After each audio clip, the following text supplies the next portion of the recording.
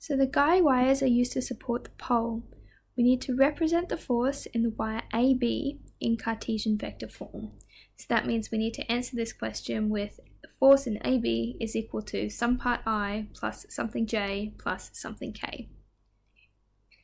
So to start this off, what I'm going to do is I'm going to try and find the unit vector which represents this one along here. So we're only looking at this wire. So the unit vector is going to be a 1 unit long vector, so it has a magnitude of 1 that just tells us what direction this is in terms of the x and the y's and the z's. So since we're given distances in this case, we're able to use those to calculate the unit vector.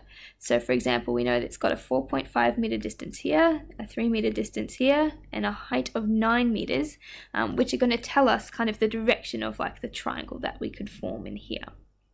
Okay, so let's start off with giving ourselves a vector r to work with. Okay, I'm going to call it RAB, and it's going to be the one that tells us all the distances. So in the x direction, we are going to be moving, it's going to be 4.5 meters in the x direction, and it's the positive one, so we can write this as positive 4.5i. In the y direction, we're going to be going in this way toward it, so that's the negative y direction.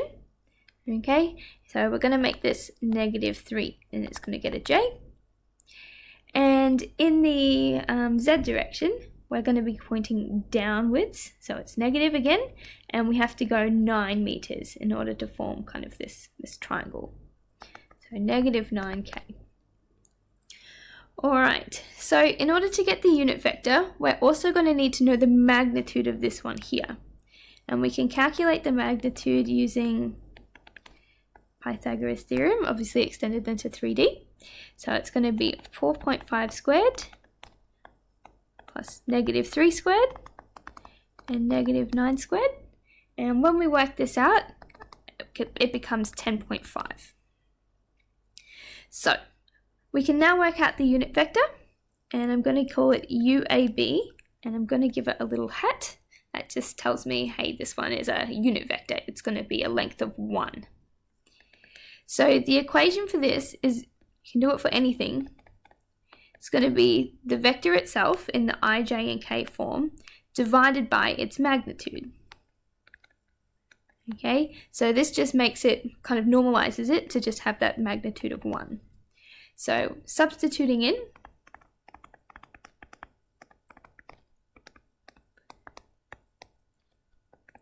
that's what we get. And now we just need to simplify. So 4.5 divided by 10.5 is about 0.429. 3 divided by 10.5 is this. And 9 divided by 10.5 is this. Okay, so this here is a unit vector. It's got a magnitude of 1, and it's pointing in the same direction as this. Okay, so now we just need to figure out what the force actually is. And we know the magnitude of the force is 3.5 kilonewtons. We know it's pointing in the same direction because we did it based on these distances. So we've just got to use our equation again. Well, we know that the unit vector is equal to the vector itself, so this is the one with i's, j's, and k's in it, divided by the magnitude of it. So this is the one we need to answer the question. We want to answer with Cartesian vector form. So rearranging,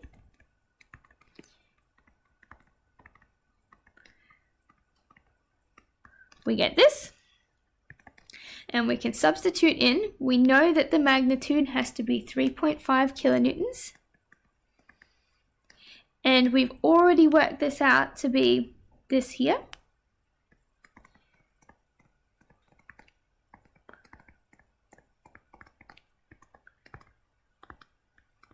So all we're really doing is now scaling this, so instead of having a magnitude of 1, it's going to have a magnitude of 3.5. So when you multiply it out, you get your final answer. Okay, and we should probably answer it with units, since this is a force, and our force of 3.5 was in kilonewtons. The answer to this is also in kilonewtons as well. So that's the force within this wire represented in Cartesian vector form. So that's all there is for this question. I'll see you in the next one.